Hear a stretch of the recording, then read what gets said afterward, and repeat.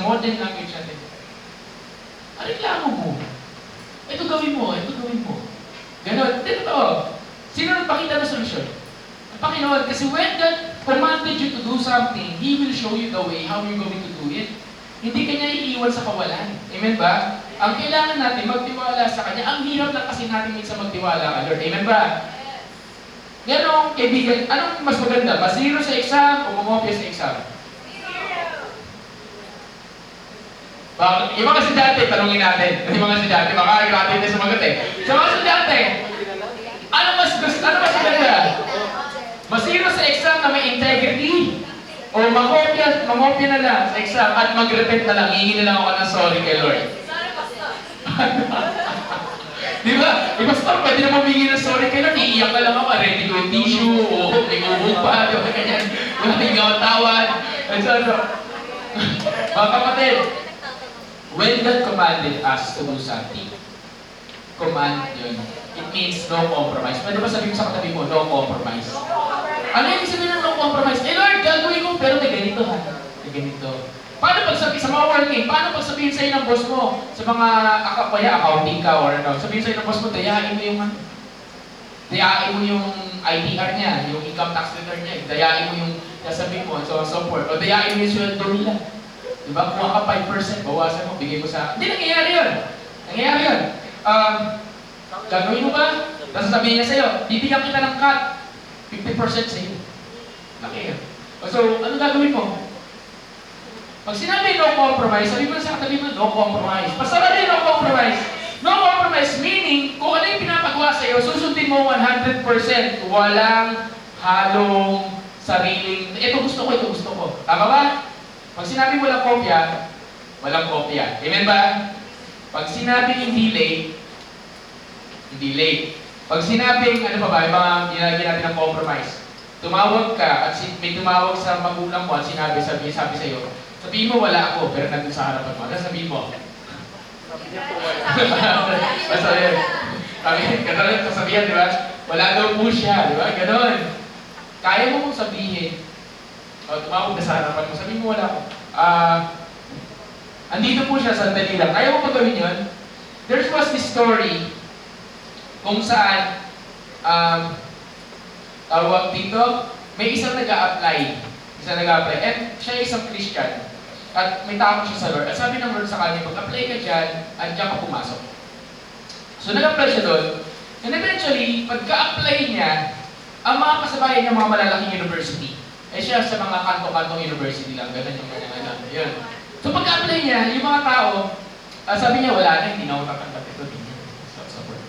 So siya, pagka-apply niya, pagkakita sa kanya, kinausap siya. Tapos sabi, sige, apply ka dito. Then natanggap siya. After ilang linggo ng pagkatanggap sa kanya, ay sabi sa kanya ng Lord, no compromise. No compromise, just obey. Mamaya-maya, may pinagawa sa kanya na against sa puso niya, against sa values niya, against sa sinasabi ng Lord sa kanya. At sa totoo lang, sabi, pinataan siya, either gawin mo to, or mawawala ka ng trabaho.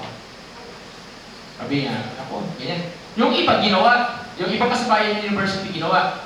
Siya, kasi may takot siya sa Diyos, alam niyo kung ginawa niya? Sabi niya, he obeyed the Lord, sabi niya doon sa boss niya, boss, ano po kasi may takot ako, Lord, I would rather obey God. Sinabi niya na, I would rather obey God than to obey you. Kasi mas takot ako sa Diyos kaysa sa iyo. Kasi ikaw, kaya mo tanggalan ng trabaho, si Lord kaya tanggalan ng buhay. So, ayan. So, nag-obey siya, obey. And Lord, no compromise. After that, umalis na. Ay, gano'n na ito. Binalipag yung pinto, nagalit. Then, maya-maya, kinakabahan na siya, naglilipid na siya ng test niya. Sabi niya, alis na ako, last week ko na dito. Then, mamaya-maya, marap yung boss niya sa kanya. Nakasimangot, kasi sabi niya, ito na, wala na. Ano na ako? Dead end. Wala na akong trabaho bukas. So, maya-maya, bigla bumiti. Sabi niya, promoted ka. Ganon, promoted ka. Ano yung sabihin nun? At lahat na nakasabayan niya na nagsabit na sa compromise na tanggal ang trabaho. Ayun pala, it's just a test. It's a test kung mapopromote siya o hindi. Ano yung sabihin nun? When you obey God, merong promotion. Amen ba? Amen! Wala ko narinig. Amen ba? So So, kaya ba natin mag-obey kay Lord na walang compromise? Di ba? Parang may mga tinatamaan Panginoon. Okay. So si Samuel, sa kabila ng kanyang pag-aalinlangan, sumunod siya sa Panginoon, sinunod niya yung instruction ng Lord. And eventually, punta tayo sa... Ay, sorry, wala ako. Okay.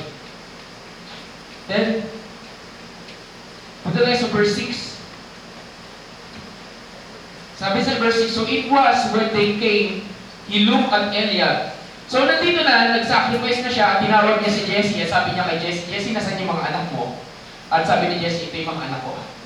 So pinapunta isa-isa ni Jesse, mga anak niya kay Samuel, at sa verse 6, sabi niya, so it was when they came that he looked at Eliab and said, parang sabi sa mga study, ito yung panganay. And then surely, this the Lord's anointed, the Lord's anointed is before him. Ano yung sabihin nun? Ibig sabihin nun, itong tao na to, siya yung susunod na maging hari. Kasi yung itsura niya, kahari-hari. Ganun. Parang he looks like a king. Ayun pala, paano ba ang itsura ng hari? Paano ang tindig ng hari? Paano ang kilos ng isang hari? O mas maganda, ano ang itsura ng isang hari? Tingnan mo yung katabi mo. Yung lalaki dito, mga lalaki, mukha bang hari yan? Hari na ang labahan, hari na anak. Okay, so, pero sabi ng Panginoon, but the Lord said to Samuel, this is really, this very familiar verse to us. Okay? Do not look at his physical, at his appearance or at his physical stature, because I have refused him. For the Lord does not see as a man sees. For the Lord looks at the outward. For the man looks at the outward appearance, but the Lord looks at the heart. Ito, sikat na sikat itong verse na to. Lagi natin sinasabi, God looks at what? At the heart. Hindi sa boses. Saan? Sa heart. Pero syempre mas ganda kung may boses. Saan? God looks at the heart. Hindi niya tinitingnan kung kaliwa yung paa mo. Pero mas ganda kung parehong kaliwa sa kanan yung paa mo. Ano yung ibig sabihin? Pastor, ang worship team po natin, nagsimula lang by heart. Dito to. Yung worship team po dito, nagsimula lang by heart. Amen. By heart. Lahat heart. Ay, hindi naman lahat heart. Pero, yung heart na yun, nagiging skill. Amen? Good. Kasi, kahit may skill ka, kung wala kang heart, walang pupuntahan yan. Alam niyo ba yun? Kahit anong galing mo, kung wala doon yung puso mo sa ginagawa mo, mga kapatid, mababoringan ba? Amen ba? So, ano sinasabi dito ng Panginoon? Sinasabi dito ng Lord, I look at your heart. Sabi mo sa katabi mo, God looks at your heart. Kaya kanina, yung kanta natin, ano yan? Love never fails. It talks about the heart. Maaaring nakangiti ka ngayon, pero nakikita ng Diyos yung puso mo. Maaaring masaya ka ngayon, pero nakikita ng Lord yung kondisyon ng puso mo. And yung kondisyon ng puso na yan, mga kapatid, pinapakita yan ng Lord sa mga taong minsan na inakasay niya sa buhay mo. Na ikaw na nagugulat ka, bakit mo alam? Wala ka nagkala. Bawal, Bible study po kami nung, kailan yan? Nung last Thursday po. Bago start ng Bible study sa Marikina High School. First year, grade 7. And after ng Bible study, may mga sinasabi ako sa kanila, hindi naman po sila chinismis sa akin ang nag-invite sa kanila. Hindi po sila chinismis ni Amen. May mga bagay ako sinabi sa kanila na yung pagkausap ko yung tao, example, kausap ko po si AJ, kausap ko po siya. Hindi ko po alam kung naiintindihan niya yung mga pinagsasabi ko. Kasi yung tingin niya po sa akin, parang yung tingin na ano pinagsasabi mo, and so on and so forth. Nagagulunan na lang po ako, sinasabi ng mga katabi niya na, uy, tama, totoo. Alam niyo po ba yung nagko-confirm sa sinasabi ko po sa mga kanila, yung mga classmate mismo po nila. Anong ibig sabihin po nun? Kahit hindi mo sabihin na ng kondisyon ng puso mo, ipapakita ng Panginoon yung kondisyon ng puso mo sa iba, sapagkat mahal ka niya. Bakit, Pastor? Para may mag-pray sa'yo. Para may mag-encourage sa'yo. Para may magsabi sa'yo, tuloy lang kapatid. Di ba? Huwag kang sumuko, and so on, so forth. Amen ba? Pastor, di na pupunta sa church. Kaya minsan, ayaw nila. Hindi, totoo. Bakit? Kasi ayaw ka ng Panginoon na nagluluksa ka. Gusto ng Lord mag-move on ka. Amen ba? Kaya sabihin mo sa katabi mo, mag-share ka. Mag-share ka. Okay, sa tamang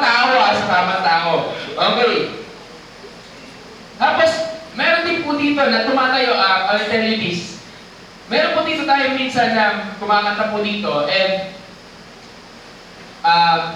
pagsali po sa worship team ng church ng sorry na po sa mga ano, hindi porke may boses ka, papakantahin ka agad kita dito. Hindi po ganun. Meron po dito kami experience na ang kanyang background ay siya ay isang rockista. Maganda yung boses, kaso nag-growl. Alam yung growl?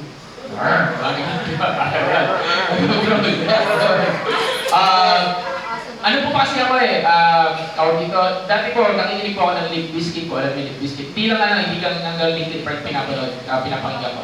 Heavy metal ano po ako, pero hindi naman sobrang heavy metal na masakit sa utak. Hanggang ngayon po medyo alternative pa po yung, ngayon, yung nakapunta po siya dito sa church, ang kanyang desire at ang kanyang heart ay walang iba kundi maging worship leader. At ang talagang hindi nagigil po siya maging worship leader. At tuwing naging part siya ng worship team, at tuwing hindi niya nakikita for a very long time, hindi po siya na-assign na kumanta.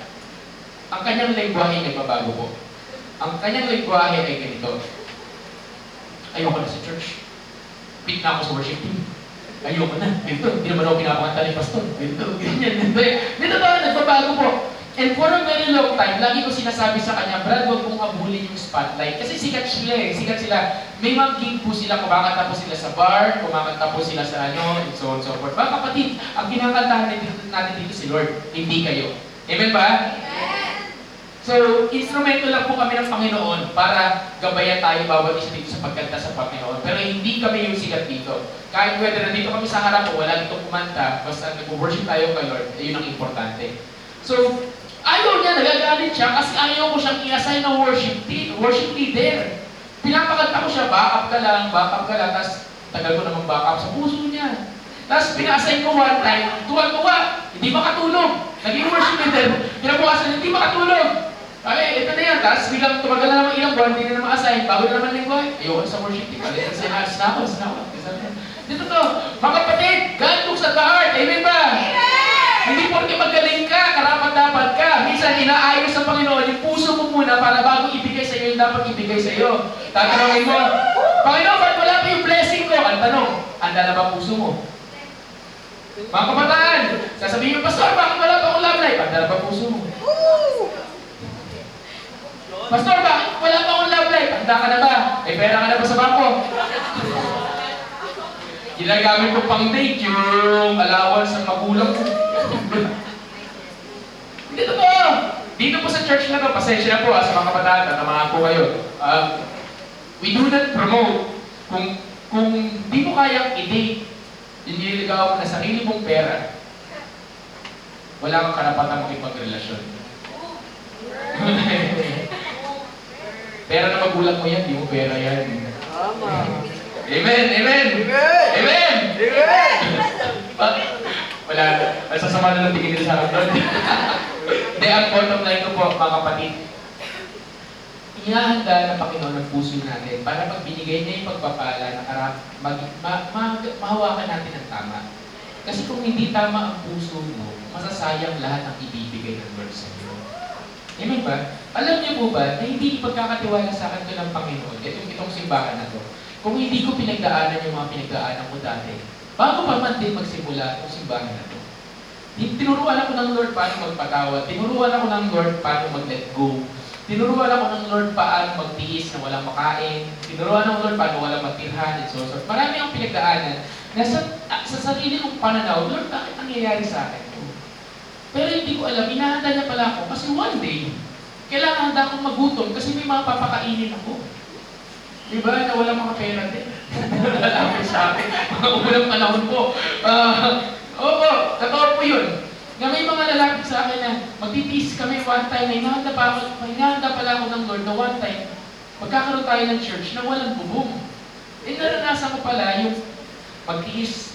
Tinuruan ako ng paano magtiis, magpasensya, at maghintay. Kung hindi ko pinagdaanan yung mga bagay na yun, wala po ako sa harap ninyo. Palagay niyo po bakit nangyayari yung mga nangyayari ngayon. Kasi may gustong ibigay si God na malaki. Eh, Pastor, umalis ako eh. Hindi umalis ka. Pasensya ka na. One day, nandun na kami sa Araneta Coliseum. Amen! Pagpasok mo, Bago ka po. Dito to, Pastor, mangyayari, oo nga po, mangyayari yun. Kasi dati UP, diliman lang to, wawalo, nagre-reduce na kami. Ngayon, nasa na tayo? 4 aircon nyo, di pa ba tayo nagpapasalamat sa Lord? Pero mga kapatid, bago po tayo makarating dito, hinanda po na ng Panginoon yung puso ng bawat isa. God always looks at the heart. Amen? So, tingnan mo yung katabi mo, tingnan mo puso ng katabi mo. Diba sabi mo, kay Lord lang yung puso mo. Ayan, kay Lord lang. Kay Lord lang. And last one, nire-remind ako ng Lord. Pastor, bakit gustong ihanda ng Panginoon yung puso ko? Kasi mahal ka niya. Kasi you are chosen. Diba? Merong kwento, ito na nakwento ko na ito ng ilang beses for the sake ng mga hindi pa po nakakarinig. Tawag dito, merong isang tao na ang kanyang tirahan ay nasa ilalim ng tulay. Yun yung kanyang tirahan. Ano siya, hopeless person. Tapos, gustong makita ng mga crew, ng isang TV crew, anong gagawin niya kung bibigyan ko ng maraming pera itong tao ito. And, yung mga nakarinig na rito, huwag niyo lang i-spoil okay. Ngayon, ang ginawa nila, lagi nila sinundan, tinanong nila itong manong na to, manong pwede po namin kuhanan marami ng real na parang, kasi ano siya, current affairs, parang documentary. Titingnan lang po namin yung everyday life mo, anong ginagawa mo sa araw-araw. So sinusundan nila lagi kung saan siya pupunta, saan siya kumukuha ng mga pagkain niya, and so on and so forth. Noong napag-aralan nila na ito lagi niyang pinupuntahan, nag-decide na sila, okay, mag-iwan tayo dito ng isang plastic ng pera, pero huwag natin ipaalam na sa atin galing. Para malaman lang natin paano niya gagamitin itong pera na to. So nag-iwan sila ng maraming pera doon. Tapos, so hindi sinabi ng mga crew na sumusunod sa kanya. So, pumunta uli siya sa normal niyang routine ng araw na yon at nakita niya yung bulto ng pera. Pagkakita niya ng bulto ng pera, tuwa siya. Pero siyempre, alam na mga cameraman na sa kanila din galing yun. Pero hindi sinasabi. So tuwa siya, sabi, matagal ko lang pinag-pray ko, ganito, ganyan. Yan. Yes, mayaman na ako. Ganun, thank you Lord. Ganun siya. So ang una niya ginawa, pumunta siya sa junk shop kasi pagkatapos siya mangolekta, namolekta pa rin siya. May pera na siya, pero namolekta pa rin siya ng mga junk, yung mga kinokolekta. So pumunta siya sa junk shop, at dahil hindi prepared ang puso niya, sobrang saya niya, kinuwento niya na marami siyang pera. At pagkakwento niya marami siyang pera, sabi nung isa, ay buti, nakakuha ka pa ng pera. Alam mo ako, kailangan ko rin ng pera, ganito, ganyan. Kung ako nakakuha niyan, malaking tulong yan sa buhay ko, ganon. Then sabi niya, ay talaga, ano ba kailangan mo? Kailangan ko ng truck. Bibilang kita ng truck. Alam mo yung ganon. Bibilang kita. Napaka-generous, tama ba? Napaka-generous. Bibilang kita ng... Binilan niya ng truck. Yung mamahaling truck. Hindi ka binilan ng murang truck. Binilan niya ng mamahaling truck. Yung truck, anong truck, Pastor? Yung sasakyan talaga kasi ang nakuha niyang pera, katumbas ng milyon sa peso. Ganong kalaki. Tapos bumili siya ng TV, bumili siya ng appliances, pumunta siya sa condo, pinaayos niya yung kanyang ngipin kasi sira-sira yung ngipin niya. Kumuha siya ng girlfriend, and so on, so on. Dito to, to make the story short, alam mo yung tipong, ginasa siya ng biglang after ilang buwan lang, nabahala yung parang, yung TV, yung program, yung pinaka-head doon, na nauubos yung pera niya. At sabihin niya sa kanya na i-allow niya siyang, i-enroll niya siya sa tinatawag na yan, money stewardship class, gano'n, para paano papalaguin yung pera. So, natuwa siya, sabi ko, sige, mag-enroll ako dyan. Nag-enroll siya. 1 week lang siya tumagal. 1 week lang siya tumagal. Tapos, balik na lang siya sa dating buhay, gastos dyan, gastos dito, tapos kumuha siya ng credit card. And guess what happened? At the end ng 3 buwan, yung malaking milyon na pera meron siya, balik siya ulit sa ilalim ng tulay. Tingnan mo yung katabi mo sa hindi ikaw yun. Ano nangyari, Pastor? Kasi po, hindi prepared yung heart niya. Hindi prepared yung heart niya. At kung hindi prepared ang heart mo, lahat ng ibibigay sa'yo ng Panginoon mo sasayang. Amen ba? Ano mas gusto mo? Magpaprepare ka muna o ibigay na ng Lord yung hinihingi mo ngayon? Sabi, bakit ang tahimik ka? Okay. Tingnan mo yung katabi mo nga. Sabi mo, masaya ka ba sa preaching? Okay. Ngayon, ngayon, so Jesse called Aminadab, sa verse 8, so Jesse called Aminadab and made him pass before Samuel and said, neither has the Lord chosen this one. Then Jesse made Shammah pass, tawag dito. Then Jesse, verse 10, thus Jesse made 7 of his sons pass before Samuel. So 7 anak ang lumagpas. And Samuel said to Jesse, the Lord has not chosen this. Walang pinili sa 7 sa kanila. Then sabi niya sa verse 11, and Samuel said to Jesse, are all these young men here? Ito na lang ba sila? And then he said, there remains, sabi sa katabi mo, remains yet the youngest, and there he is keeping the sheep. Sabi ni Jesse, ito na ba lahat sila? Ito na ba lahat ng anak mo? 7 anak mo, lumagpas na sa akin at walang pinili sa kanilang Panginoon. Sabi ni Jesse, ay, may nakalimutan ako. May isa pa pala akong anak. Nandun sa malayo. Naramdaman mo na ba na parang nakalimutan ka? Yung you feel abandoned, you feel parang hindi ka binibigyan ng... Take note tingnan niyo mga kapatid, tinawag lahat ng 7 anak, nakalimutan yung isang masipag. Di ba yun, tipong hindi binibigyan ng value. And minsan, ganun, nararamdaman natin na parang naman ako nakalimutan, o hindi ako pinapahalagahan, o hindi ako na-appreciate, o under-appreciate ako, and so on and so forth, kasi sila na lang laging pinapansin, at ako ang hindi napapansin. Ito, nandito, binasa lang natin. Tinawag lahat, 7. Bakit? 7 na lang, tinawag mo na lahat, kakalimutan mo pa yung isa. Kasi hindi niya lang kinalimutan yung isa. Kasi pili niya yung isa, hindi karapat dapat maging hari. Kasi ba, porque pinakabata? Eh minsan, gano'n ang tingin natin. Eh minsan, feeling natin, hindi tayo karapat dapat doon sa pinagkakatiwala ng Lord. Kasi feeling natin, hindi pa ako ready, hindi pa ako worthy. Alam niyo ba yung pinagkagawa ko kanina, bigla ako nagtatawag dito, mga surprise na yan. Minsan, surprise next na surprise nito, preaching na. Ano yung sabihin nun? Kasi, maaaring gano'n ang tingin mo, pero iba ang tingin ng Panginoon. Amen ba? Sa mata ni Jesse, ano yung kalimot-limot si David? Sa mata ng Diyos, siya yung tamang tao. Sa mata ng iba, kalimot-limot ka. Sa mata ng Diyos, ikaw yung karapat-dapat. Amen ba? So sabi mo sa katabi, huwag na malungkot. Malungkot. Hindi ka mabigyan ng value ng mga tao sa paligid mo, ng trabaho mo, ng mga kaibigan mo, ng opisina mo, ng kung ano. Nag-aantay ka ng promotion, hindi nabigay sa'yo. Nag-aantay ka ng pagpapahalaga, hindi nabigay sa'yo. Nag-aantay ka ng ganito, hindi na ibigay sa'yo. Nag-aantay ka ng pagmamahal, hindi na ibigay sa'yo. Sabi mo, di ba? Ganon.